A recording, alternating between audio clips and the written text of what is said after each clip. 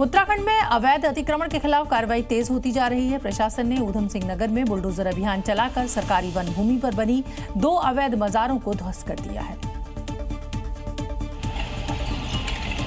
ऊधम सिंह नगर में वन विभाग की जमीन पर अवैध अतिक्रमण किया गया था।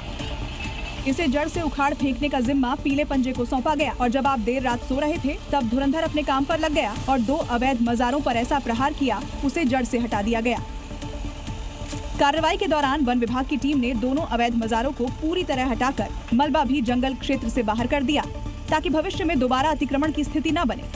एक्शन से 2 महीने पहले नोटिस दिया गया था, लेकिन कोई जवाब नहीं, जिसके बाद कार्रवाई की गई। 120 कर्मचारी और अधिकारी जो है मौके पे गए थे और जो अतिक्रमण है वो सुरक्षा व्यवस्था सुनिश्चित करते हुए हटा दिया गया। उत्तराखंड में धामी सरकार ने जीरो टॉलरेंस अभियान के तहत अब तक 10,000 एकड़ सरकारी जमीन कब्जा मुक्त कराई गई है।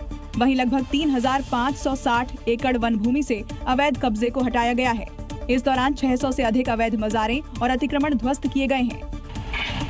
और धामी का मिशन क्लीन यानी देवभूमि से अवैध मजार मस्जिद और दरगाहों की सफाई अब भी पूरे एक्शन के साथ जारी है। पश्चिम बंगाल विधानसभा चुनाव में अकेले चुनाव लड़ रही ममता बनर्जी अपने मैनिफेस्टो को लेकर चौतरफा घिरी नजर आ रही हैं। बीजेपी तो लगातार उसे तुष्टीकरण वाला घोषणा पत्र ही कह रही है। ओवैसी ने भी इसके उर्दू नाम को लेकर सवाल खड़े कर दिए हैं और टीएमसी का ये मैनिफेस्टो विरोधियों के लिए चुनावी मुद्दा बन गया है। हालांकि ममता बनर्जी मजबूती के साथ अपने विरोधियों का जवाब दे रही हैं। जिसके बाद अकेले ममता बनर्जी झेल रही हैं। एक तरफ बीजेपी है, दूसरी तरफ कांग्रेस, तो तीसरी तरफ असदुद्दीन ओवैसी है। सवाल उर्दू भाषा में घोषणा पत्र जारी करने पर नहीं उठ रहे, बल्कि घोषणा पत्र का उर्दू वाला नाम रखने पर हो रहे हैं। हिंदी और इंग्लिश में तो इसे चुनावी घोषणा पत्र और मैनिफेस्टो ही कहा गया है, लेकिन बांग्ला और उर्दू में इसका नाम इश्तिहार 2026 रखा गया। इसे लेकर पीएम मोदी तक ने ममता को निशाने पर ले लिया।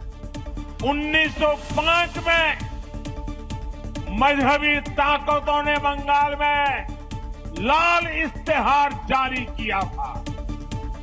उसके बाद हिंदुओं का नरसंहार किया गया। टीएमसी हमें उसी की याद दिलाना चाहती है। यहाँ तक कि ओवैसी भी पीछे नहीं रहे। अब आप उर्दू में जारी कर रहे हैं। अब बताइए 29% आबादी है मुसलमानों की, वहाँ सिर्फ 7% गवर्नमेंट एम्प्लॉयमेंट में है। सबसे ज्यादा स्कूल ड्रॉप आउट मुसलमानों का है।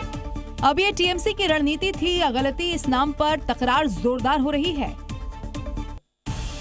असम विधानसभा चुनाव में बीजेपी घुसपैठ का मुद्दा जोर शोर से उठा ही रही है। मुख्यमंत्री हेमंत बिस्वा शर्मा ने गौरव गोगोई और उनकी पत्नी की पाकिस्तान की यात्रा का मुद्दा उठाकर कांग्रेस को बैकफुट पर डालने की कोशिश की है, लेकिन अब कांग्रेस ने हेमंता की पत्नी रिंकी शर्मा के 3 पासपोर्ट्स का मुद्दा जोर शोर से उठाया है और जवाबी हमला बोला है। यानी असम विधानसभा चुनाव में सिर्फ हेमंता शर्मा और गौरव गोगोई ही आमने सामने नहीं है, बल्कि दोनों की पत्नियां रिंकी भुइया शर्मा और एलिजाबेथ कॉलबर्न भी चुनावी मुद्दा हो गई हैं। दरअसल बीते कई महीनों से हेमंता गौरव और कांग्रेस को पाकिस्तान प्रेमी बता रहे थे, जिसके जवाब में कांग्रेस ने हेमंता को घेर लिया। इस मुख्यमंत्री की पूरी राजनीति मुसलमानों के खिलाफ नफरत पर आधारित हो।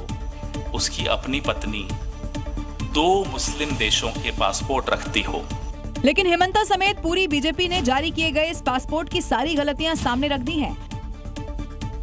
मैं যদি ৰিণিকীৰ নামটো লিখো মই SA লিখো, কাৰণ মইও SA লিখো, কিন্তু ৰিণিকীৰ সব ডকুমেন্টছত পাব SH।